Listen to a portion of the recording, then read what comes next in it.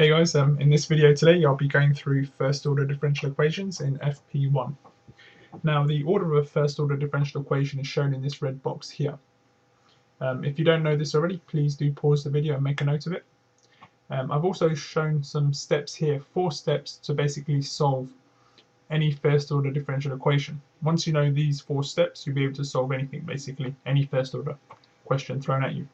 So what I'll do is I'll go through this example and I'll follow these 4 steps slowly so you can keep up with me, and let's see if we can solve it. So step 1. Step 1 is basically to ensure that the question given is in the same form as what is shown in this red box.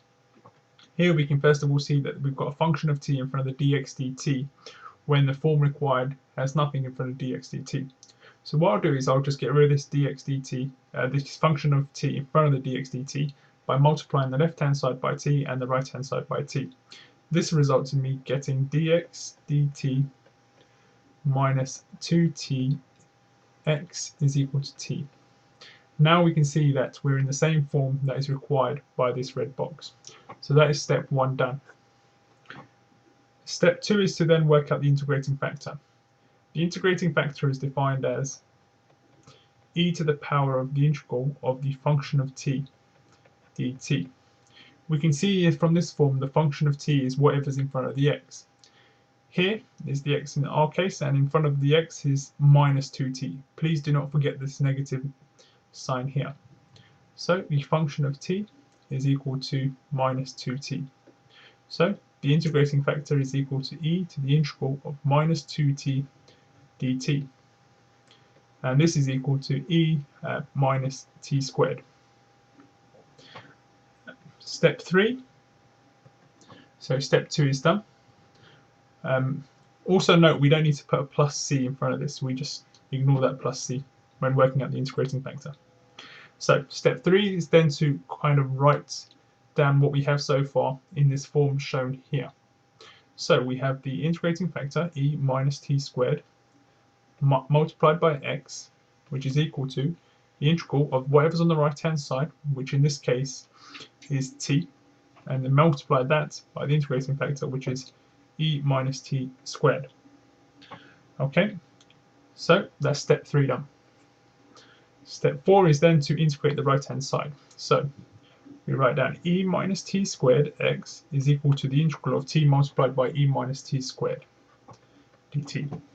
And the integral of this is equal to minus a half e minus t squared. Okay, and let's not forget the plus c. So we're almost there now, so that's step 4 done. Step 5 we can add, and that is just basically to rearrange for x. So we can just say x of t is equal to minus a half. I'm just dividing by e minus t squared, so we're left with plus c e minus t squared. Step 5 is just basically an extension of step 4, so it's not really a step that you really need to learn. It's just a rearrangement. So this is basically our general solution. Okay, so that's the general solution for this first order example given here. But I've also kind of given an initial condition here, given in the question, and that will give us the value of c. So let's go ahead and substitute it in, and let's get our particular solution. So we know that when x is equal to 1, that is when t is equal to 0. So substituting this in, we get 1 is equal to minus a half. T is equal to 0, so we just end up with plus c. So therefore, c is equal to 3 over 2, which results in the particular solution being x of t minus a half plus 3 over 2 e minus t squared. Okay, so this is our particular solution.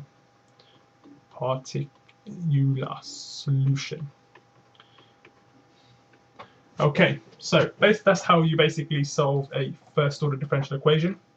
The 4 steps are the most important, so do please learn them up to here. Step 5 again is just a rearrangement of step 4.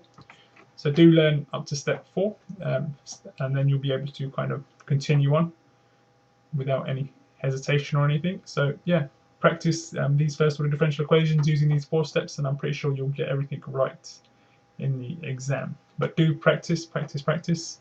I hope this video helps. Have a great day and take care and goodbye.